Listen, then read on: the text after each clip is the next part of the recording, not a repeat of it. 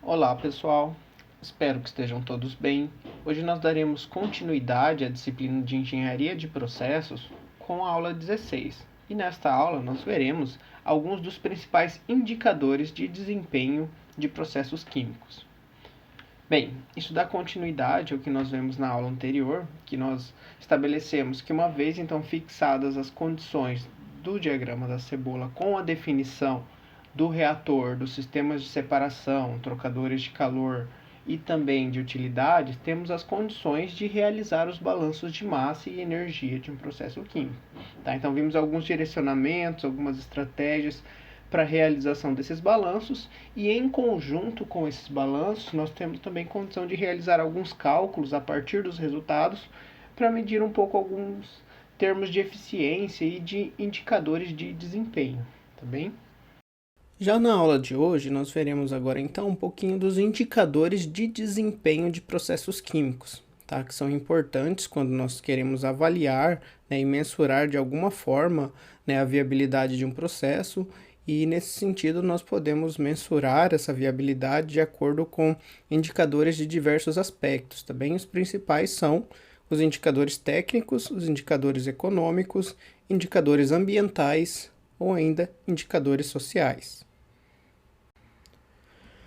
Bem, então, inicialmente, né, de acordo com o desenvolvimento sustentável na indústria, principalmente nas últimas décadas, né, de algumas décadas para cá, é importante e existe a preocupação em trabalhar a questão da sustentabilidade de um processo químico, tá certo? E então esse desenvolvimento, ao passar dos anos, ele acabou fornecendo aí algumas diretrizes para projetos de novos processos, certo? Ou seja, para síntese de processos como um todo, e também para traçar novos objetivos para os processos que já existem, tá bem? Então, buscando melhorar algum aspecto econômico, algum aspecto ambiental, buscando poluir menos, tá certo? Ou aumentar a eficiência energética, aumentar o rendimento, né? Fazendo alterações, modificações, mesmo nos processos já convencionais da indústria, tá bem? Isso sempre sem colocar em risco indevido a disponibilidade contínua de bens e serviços, tá bem? Então, por isso, também a preocupação, né, social, a preocupação também ambiental a respeito dos processos, uma vez que isso também está ligado aí a diversos fatores, né, ao aquecimento global, a vários indicativos, então, de que essa preocupação tem que ser levada em consideração, né, na sociedade como um todo, mas principalmente no setor industrial, que é um setor que tem um impacto muito grande na área ambiental. E então, de acordo com essas diretrizes do desenvolvimento sustentável, uma questão importante que surge, que precisa ser abordada quando estamos buscando, né, estabelecer essas melhorias de processo, é como avaliar essa melhoria, certo? Como verificar se realmente alguma alteração de processo, né, a otimização de algum parâmetro ou a construção, a síntese de um novo processo, ele é eficiente, tá certo? Que partes do processo, que parâmetros são afetados com essa melhoria também, e por conta disso surgiram-se os indicadores de desempenho de processo, tá bem? Eles são utilizados aí então para poder mensurar quantitativamente, poder também comparar alternativas de processo. Logo, né, existem aí diversos indicadores, também várias referências, vários livros cada um, né, e de acordo também com cada metodologia que é desenvolvida para, né, caracterizar e também para avaliar esses indicadores, estão disponíveis na literatura, e nós veremos alguns desses indicadores, né, os principais, os mais utilizados, de acordo com as referências, né, de engenharia de processos, e então ver como que esses indicadores podem ser calculados, determinados a partir dos parâmetros que podem estar associados ao balanço de massa ou ao fluxo de caixa, né, aos cálculos de viabilidade econômica, né, ou mesmo indicadores ambientais de acordo com cada processo, porque cada processo tem emissões diferentes de poluentes, emissões gasosas diferentes, então precisa ser levado em consideração as próprias características do processo também na hora de selecionar os indicadores para avaliação do desempenho. Inicialmente, né, alguns indicadores técnicos de processos.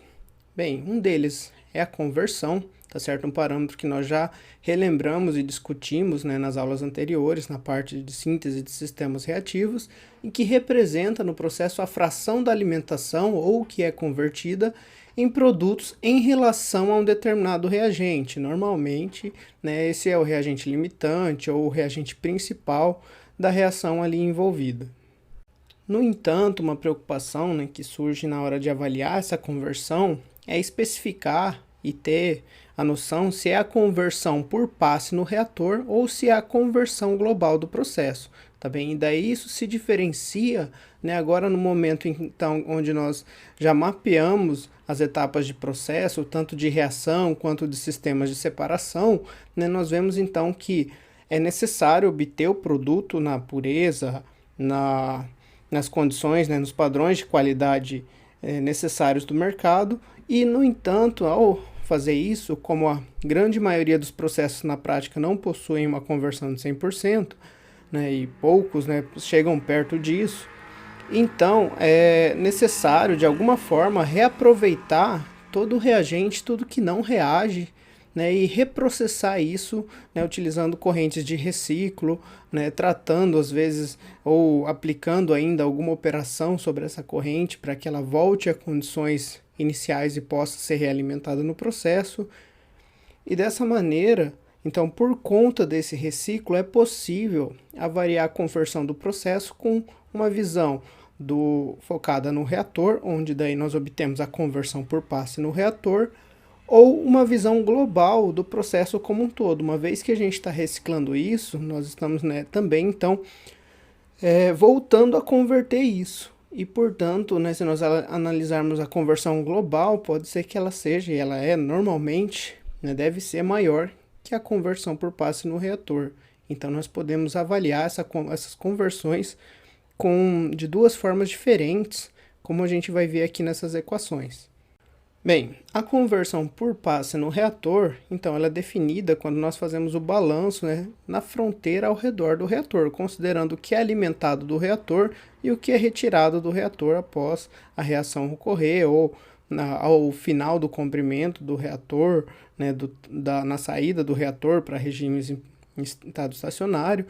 E com isso nós avaliamos, né, a razão entre o que é consumido, né, e o que é alimentado. O que é consumido, a diferença entre o que é alimentado e o que sai do reator, e em relação ao que é alimentado no reator. Então, essa avaliação para o cálculo da conversão por passe, ela é feita nas correntes, né, que estão entrando e saindo do reator, tá bem? Então, portanto, se nós queremos calcular essa conversão, seja ela mássica, seja ela molar, né, em termos mássicos ou molares, nós devemos trabalhar com as quantidades aqui do reagente referência, na corrente de alimentação e na corrente de produto.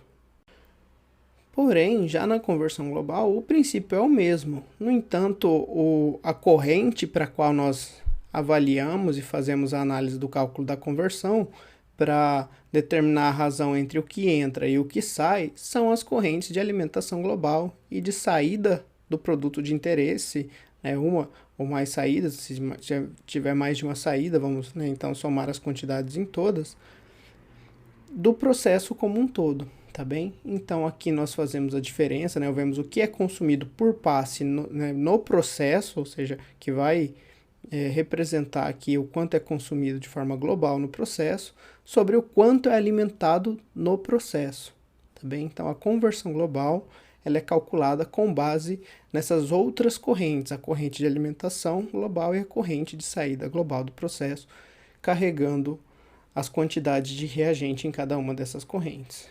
Então é importante ter isso em consideração, porque isso normalmente é bem diferente, e avaliar a diferença entre a conversão por passe e a conversão do global são indicadores eficientes para a avaliação de um processo. Também, então, quanto maior a conversão, né, maior esse indicador representa de que o processo ele possa ser viável tecnicamente. Outro indicador técnico que podemos utilizar para avaliar a eficiência técnica do processo é o rendimento, tá certo? O rendimento ele também é representado como a razão entre a quantidade obtida de produto desejado e a quantidade alimentada do reagente-chave.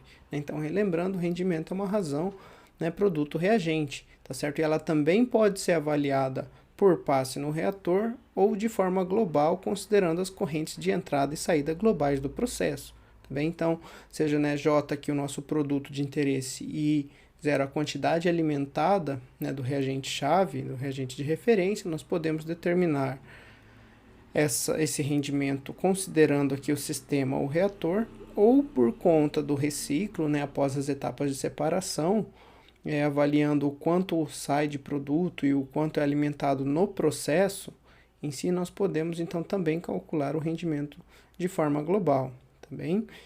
Então, quanto maior o rendimento, maior, né, esse indicador indicando uma possível viabilidade técnica para o processo, tá bem? Ou ainda, né, também pode ser utilizado como indicador a razão reagente-produto em determinadas condições de processo, em determinados casos. Então, a razão entre reagente e produto utilizado para o processo pode servir também como indicador, né, que representaria aqui o inverso do rendimento. Digamos, por exemplo, o quanto nós gastamos de reagente por quantidade de produto gerado. Certo? Nesse caso aqui, então, quanto menos se gasta do reagente, mais eficiente, então, esse indicador indica que é o processo. O consumo energético do processo também pode ser utilizado como um indicador técnico, tá? Para expressar, né, e avaliar o desempenho de um determinado processo, e ele pode ser expresso, né, de diversas formas, né, devido às diferentes formas de energia, né, as diversas quantidades de energia que nós temos por quantidade de produto que está sendo produzido. Então, nós podemos, né, colocar como indicador, né, a quantidade de eletricidade consumida por produto gerado, a quantidade de vapor, né, utilizado no processo por produto gerado, ou utilidades quentes e frias, né, somadas, calculadas e passadas então por unidades de energia, né, entre outros. Né, qualquer quantidade ou fonte de energia utilizada pode ser avaliada como um indicador técnico, mostrando então que quanto mais energia o processo consome, né, menor a viabilidade técnica. Quanto menor a quantidade, o consumo energético, maior a viabilidade técnica, tá bem? Então, de forma geral, ele sempre vai representar a razão entre a quantidade energética e a produção. Né? Por exemplo, um consumo de vapor pode ser, né, analisado na forma de um indicador, né, como o vapor consumido por quantidade de produto gerado. E o consumo de eletricidade também, por exemplo, como a eletricidade consumida no processo por produto gerado, tá certo? Só tomar um certo cuidado em relação às unidades, ao que se trabalha e ao que se quer avaliar de acordo com as quantidades energéticas de cada processo. E nesse caso também, quando utilizamos, né, a quantidade de consumo energético como indicador, a eficiência de aproveitamento energético deve ser levada em consideração. Bem, nem sempre toda aquela energia que é fornecida ao processo é de fato convertida, né, ou aproveitada de alguma forma. Nós temos perdas térmicas, né, temos perdas aí de eficiência, de geração de trabalho, de geração de energia em sistemas de compressão, bombeamento. Então, a quantidade real, né, devido a que a eficiência de aproveitamento é o que deve ser utilizado como indicador para se avaliar a viabilidade térmica em termos energéticos para o processo. Agora um pouquinho em relação a indicadores econômicos de processos, poderíamos citar, né, como um dos principais o custo de produção, tá certo? Ou, né, algumas referências também custo de manufatura, que representa a razão entre todos os custos associados ao processo e a quantidade de produto gerada no processo. Também, então, a razão entre todos os custos e a quantidade produzida vai me dar o custo de produção. No entanto, a gente tem que tomar um certo cuidado, porque certos custos, né, são custos de capital de investimento. Então, eles são, né, custos que você vai ter uma vez só no processo, você vai, né, gastar para comprar equipamentos, para montar a planta, para tornar ela em operação. Então, como a quantidade desse capital ela é uma quantidade investida, né, não é uma quantidade que é gasta a todo instante, como os custos operacionais, então nós precisamos anualizar esse capital de investimento, esses custos, né, fixos e que são custos não distribuídos, não quantificados a todo instante no processo. Também, então, nós precisamos pegar o custo de capital, que chamamos de CAPEX, né, normalmente, e anualizar esse custo para daí, então, distribuirmos, né, a representação de quanto nós acabamos gastando por ano para somar os custos operacionais e daí sim ter uma quantidade, né, de gastos por ano para ser dividido, por exemplo, pela produção por ano. Né, eu coloquei aqui por ano, né, para colocar por exemplo, mas poderia ser por semana, por mês, por hora e assim por diante, poderia expressar de diversas formas. O importante é que esteja na mesma unidade para eu obter o custo em quantidades monetárias por quantidades mássicas, ou molares, ou volumétricas do produto de interesse no processo. E este processo de anualização dos custos de capital de investimento, né, ele não é simplesmente você dividir o capital de investimento ao longo dos anos de operação da planta, tá certo? Como, né, lá da engenharia econômica, né, na análise de viabilidade econômica, né, na outra disciplina aqui que entra a relação com a engenharia de processo, nós precisamos então considerar o período de tempo em que esses custos vão ser então dispersos para anualização, né, e qual a taxa mínima de atratividade para que realmente, né, você tenha isso como um custo anualizado, porque o dinheiro hoje, né, não é o dinheiro da forma como ele vai valer lá na frente. Então nós precisamos trazer essa quantidade total, né, e fazer a dispersão dela ao longo dos anos, considerando que essa quantidade investida, então, para que lá na análise de viabilidade econômica, ele represente realmente o real gasto, né, em comparação a um outro investimento, por exemplo, que poderia se estar ganhando, né, a partir desse capital investido.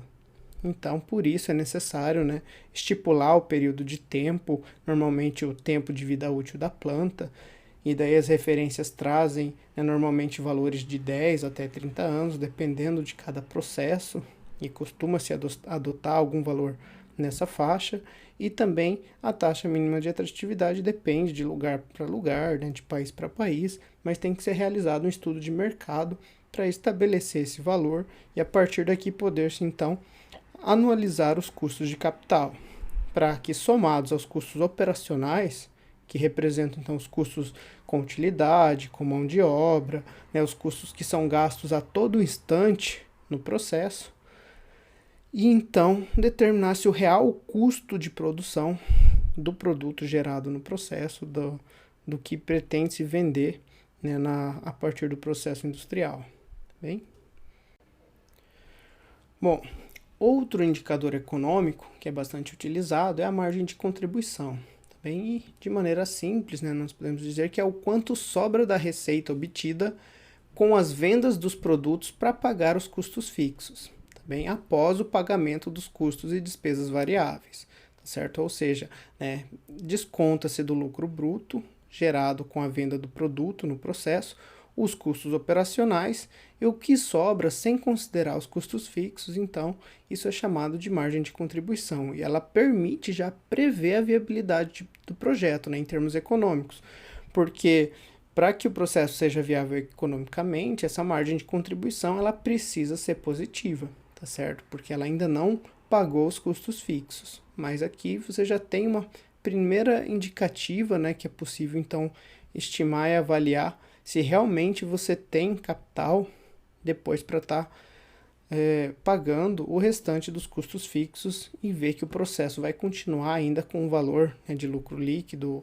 né, digamos que com um valor rentável após a venda dos produtos, tá bem? E essa quantidade, né, esse lucro bruto é basicamente o produto entre o preço de venda e a quantidade vendida, tá bem? Seja em quantidades monetárias, né, por ano, por semana, né, desde que os custos também estejam na mesma unidade. Legal? Por exemplo, né, você tem um produto que vende 2 a 200 dólares por tonelada e você produz 4.000 toneladas por ano, aí você multiplica para ter então quantidade de lucro bruto em quantidades monetárias por ano. Ainda outro indicador econômico de processo é o valor presente líquido, né, e também o payback. Né? Eu coloquei aqui junto porque um normalmente está associado ao outro, tá certo? E o VPL, né, que nós chamamos de valor presente líquido lá da engenharia econômica. Então vocês veem que é um método que consiste em trazer para a data zero todos os fluxos de caixa de um projeto de investimento e somá-los ao valor do investimento inicial, usando como taxa de desconto a taxa mínima de atratividade do projeto do processo. Tá bem? Então, nós também temos que traçar aqui um horizonte de tempo para avaliação econômica, ter, né, em mente uma taxa mínima de atratividade para comparar então que esse processo ainda vai ser rentável frente a outros investimentos que têm taxas de atratividade talvez menores do que a mínima que nós queremos como sendo atrativa, e então nós calculamos esse valor do presente líquido a partir, né, do somatório da diferença entre a margem de contribuição e os custos de capital de investimento aqui já anualizados em cada ano, dividido então por 1 mais a taxa mínima de atratividade elevado aqui ao período de tempo que estamos avaliando. Então nós estamos trazendo para o valor presente todos o fluxo de caixa, né, em cada ano do intervalo de tempo que estamos avaliando. E o valor total no final vai mostrar, então, como caso sendo positivo, que o investimento é viável economicamente. Também frente à taxa mínima de atratividade estipulada. E, claro, quanto maior o VPL, daí, então, melhor, né, a recuperação do que é investido no processo, melhor então o processo vai ser, e por isso ele pode ser utilizado como indicador econômico. E na determinação, né, no cálculo desse valor presente líquido, em algum momento você vai ver que, né, devido aos custos iniciais para a construção e investimento da planta, a planta vai acabar se pagando e o valor presente líquido vai ser igual a zero. Né? Ou seja, nesse instante, então, ocorre o período que nós chamamos de período de payback, em que o processo ele acaba se pagando e todo o investimento, né, colocado para construção e operação da planta, ele é recuperado. Por exemplo, né, eu trouxe aqui no cálculo do valor presente líquido e determinação do payback, normalmente nós construímos então o fluxo de caixa, né, do processo ao longo dos anos. Temos, claro, um período de construção e de montagem da planta, e ao longo, então, desse período, nós fazemos a dispersão dos custos de capital de investimento, de capital fixo, né? E também os custos operacionais, eles devem estar já em caixa para garantir a operacionalização do processo a partir do instante em que ele vai ser, né, colocado em prática. E a partir daqui, então, desse ano, começa-se a se recuperar ano a ano, né, parte do capital investido por conta de todo o lucro da planta gerado. Em algum momento, quando o valor presente líquido então ele for igual a zero, nós determinamos que esse é o período então onde a planta vai acabar se pagando, ou seja, recuperamos tudo que foi investido para construção e operacionalização. Também a partir daqui, então, quanto mais cresce o VPL, mais rentável e mais viável economicamente é o processo até o final, né, do seu prazo estipulado como vida útil da planta. E lá também, em alguns processos, não todos, né, acaba se reaproveitando partes, né, equipamentos de processo. Então tem um certo valor de revenda associado que pode dar um pequeno incremento também no valor presente líquido.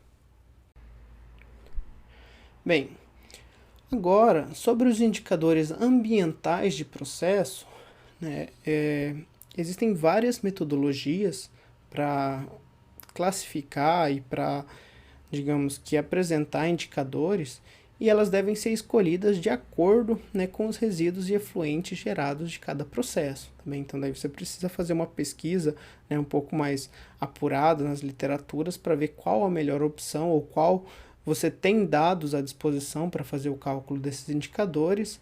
Também, então, não tem como entrar em muitos detalhes aqui, é só vou citar algumas e mostrar, depois também colocando à disposição alguns artigos e alguns trabalhos lá no Moodle da nossa disciplina, de que podem ser escolhidos para representar a eficiência ambiental de um processo.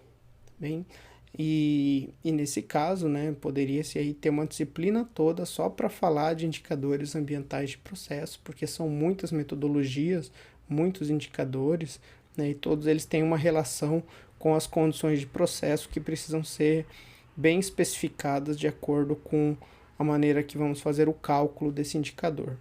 E como exemplo, né, eu trouxe aqui então a avaliação do ciclo de vida, tá? Que é uma metodologia utilizada para quantificar os impactos ambientais de um processo por meio de vários indicadores de impacto. E aí, então, a metodologia, ela é uma metodologia baseada e construída com normas ISO. Então, existe uma série de etapas e sequências para se estabelecer a fronteira, se estabelecer os objetivos dessa avaliação do ciclo de vida. Em algum instante, também é necessário escolher daí a metodologia para utilizar os indicadores de impacto ambiental. Também, por exemplo, uma metodologia que é muito utilizada é a metodologia RESP, né, que ela tem alguns indicadores, como, por exemplo, mudança do clima, que é quantificado em quantidades de CO2 emitidas pelo processo, eutrofização da terra, acidificação terrestre, tá certo? Que a acidificação é quantificada em termos de SO2 emitido pelo processo, eutrofização da água, saúde humana, entre vários outros, né, indicadores. Cada um vai ter, então, um determinado elemento de impacto no meio ambiente que vai ser calculado a partir do consumo energético, né, a partir da quantidade de eletricidade consumida no processo, quantidade de vapor produzida, porque a queima do vapor também gera, né, diretamente esses gases. Também as quantidades utilizadas para a obtenção da matéria-prima, né, como é a avaliação do ciclo de vida, ela pode começar lá do início da geração de um produto. Então, a partir do momento que você compra uma matéria-prima, ela já tem um impacto que foi quantificado na geração dessa matéria-prima, tá certo? Mesmo que ela seja extraída da natureza, essa extração também gera um impacto e tem um impacto associado a todo o maquinário para remover esse material da natureza, ou, por exemplo, produtos, né, da agroindústria. Existe também todo um maquinário para plantar, para cultivar a cana-de-açúcar, a soja, toda a energia consumida pelos tratores, é um combustível fóssil que vai daí gerar uma combustão na queima e vai emitir poluentes. Então, a avaliação do ciclo de vida, né, é um processo bastante complexo, mas que ele acaba, então, quantificando todos os impactos ambientais associados a um processo, estipulando, então, o que representa o ciclo de vida desse processo, a partir de qual etapa até a geração do produto, né, até qual etapa se está avaliando. E a definição da etapa inicial e final é chamada, então, de definição de escopo da avaliação do ciclo de vida. Um outro indicador mais simples, mas que também é bastante utilizado, seja na indústria, né, seja em outras atividades, é a pegada de carbono, tá certo? Que ela, né, tem por intuito fazer o cálculo do CO2 equivalente para todos os insumos do processo e emissões gasosas do processo. Também, ou seja, todo o impacto, todo o material poluente que é descartado do processo, ou seja na forma de resíduos líquidos, resíduos sólidos ou emissões gasosas, ele possui um fator de conversão para CO2 equivalente, tá certo? Quando é CO2, nessa conversão é 1 para 1, tá certo? Então, cada 1 kg de CO2 emitido no processo representa 1 kg de CO2 equivalente. Mas, por exemplo, metano, monóxido de carbono, né, gás sulfídrico, tudo isso tem um fator de conversão, e aí nós precisamos consultar várias, né, referências que trazem esses fatores de conversão, e eu vou colocar alguns também à disposição lá no Moodle para vocês, desses outros poluentes para CO2 equivalente, tá bem? Então, a partir disso, nós podemos converter todos os poluentes e efluentes do processo para CO2 equivalente e somar para ter uma métrica geral, né, um indicador geral do quanto o processo emite, né, e causa de danos de impacto ambiental, a partir de escrever isso em termos de CO2 equivalente. Isso pode ser utilizado como indicador, né? Quanto menor essa emissão, menos poluente, mais sustentável é o processo. Quanto maior essa emissão, né, então menos ambientalmente, em termos ambientais, esse processo ele é eficiente, tá bem? Bom, além disso, temos também os indicadores sociais de processos. E esses indicadores sociais, eles vêm sido, né, estudados, levantados, né, e desenvolvidas metodologias para mensurar esses indicadores nas últimas 2 décadas, talvez com maior enfoque na última década em si, buscando, né, de alguma forma analisar e mensurar a qualidade de vida e os níveis de bem-estar da sociedade em função de sua relação com o processo produtivo de uma indústria. Tá bem? Então, é uma preocupação que, se nós pensarmos nos outros indicadores, ela não é contemplada, mas que, devido, né, aos pilares da sustentabilidade, né, de economia, fatores ambientais e fatores sociais, é necessário ser levado em consideração. Tá bem? Então, no entanto, uma dificuldade é que esses fatores eles são realmente muito específicos de cada processo, de cada sistema que se está estudando. Então, normalmente, por enquanto, não existem muitos modelos para predição desses indicadores e apenas, né, dados às vezes experimentais, estudos de caso que trazem os indicadores sociais de um determinado processo. Alguns exemplos, né, aqui, por exemplo, que eu trouxe, são o potencial de criação de empregos, número de trabalhadores de uma indústria, salário médio desses trabalhadores, número de acidentes de trabalho. Então, são todos fatores associados aqui à qualidade de vida e ao nível de bem-estar social da sociedade. Então, eles podem ser utilizados para mensurar e quantificar, né, o quão sustentável, o quão eficiente do ponto de vista social é um determinado processo químico. Mas simplesmente aqui para a gente conhecer, né, ainda é uma área de estudo relativamente nova, mas que nós podemos também encontrar já alguns trabalhos e alguns modelos mais simples da literatura. Bom, para a gente verificar um pouquinho como esses indicadores eles estão diretamente relacionados com o projeto de um processo, né, com a síntese do processo e as condições operacionais, né, às quais o processo está sujeito, eu trouxe aqui, por exemplo, o processo de produção de metanol a partir da hidrogenação do CO2, tá bem? Onde então o hidrogênio ele é obtido da eletrólise, né, e aqui nós já geramos oxigênio como um subproduto, e o hidrogênio ele vai seguir então para a produção de metanol, e tanto o hidrogênio quanto o CO2, que pode ser obtido de diversos processos, mas aqui eu trouxe um CO2 sendo então capturado a partir de um processo, né, de fermentação, de uma adorna de fermentação, eles precisam passar por um ciclo de compressão e resfriamento para chegar nas condições ideais, né, de reação, onde aqui nós temos as várias reações em paralelo, em série, que podem ocorrer desses gases para a geração do metanol.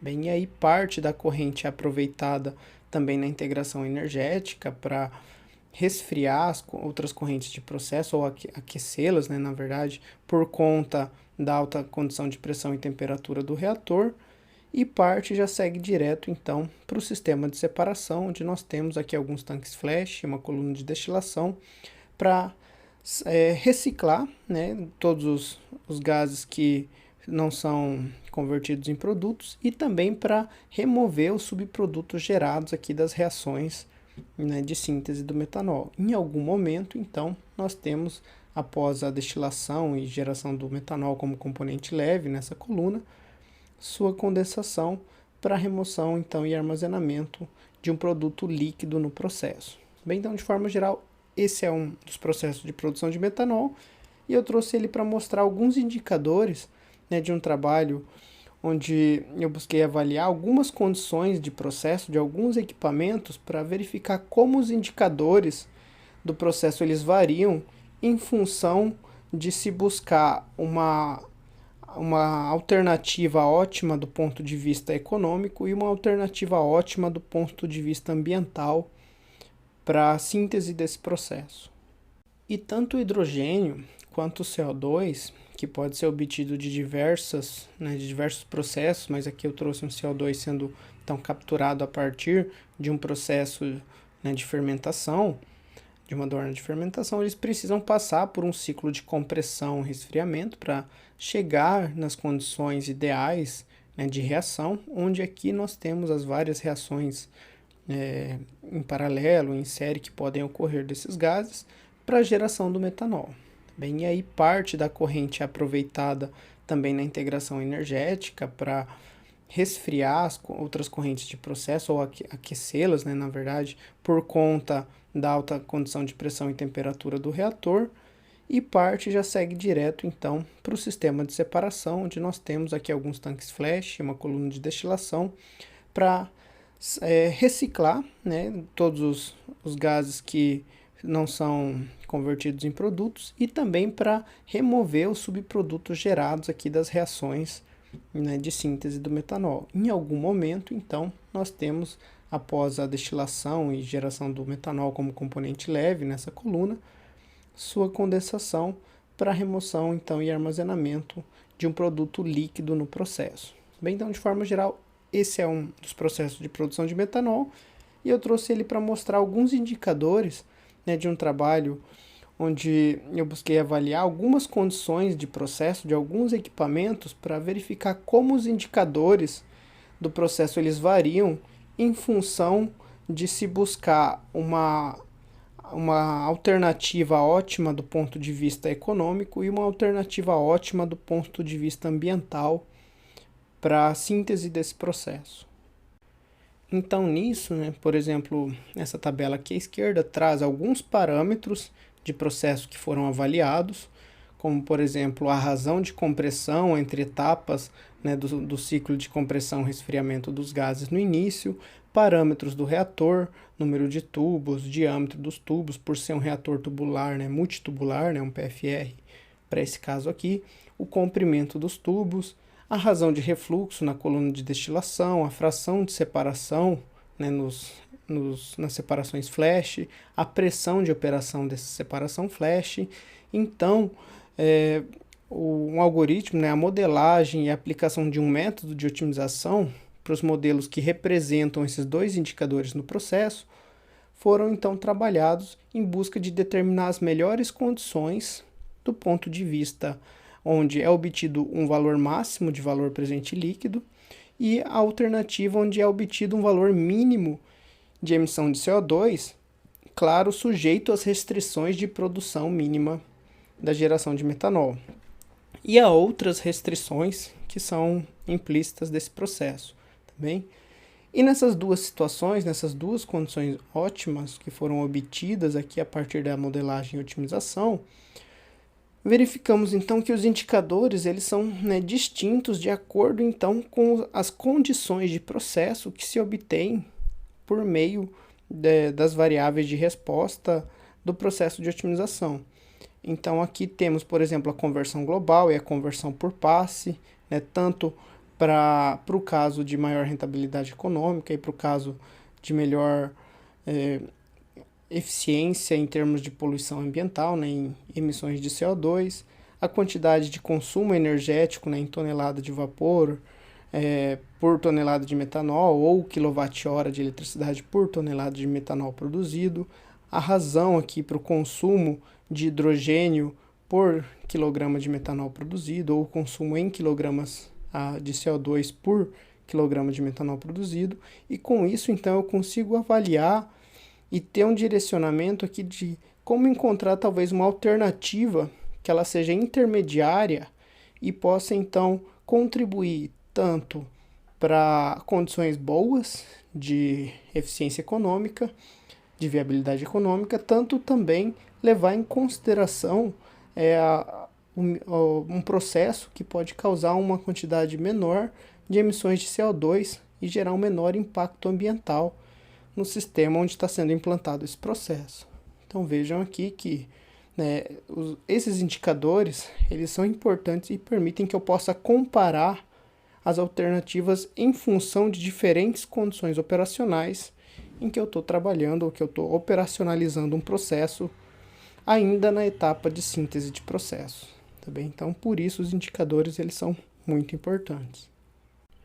E claro, é importante também relembrar que aqui todos foram então, né, indicadores técnicos, né, que foram avaliados, apesar do objetivo, né, ser um objetivo econômico e o outro ser um objetivo ambiental para a determinação das condições ótimas de processo.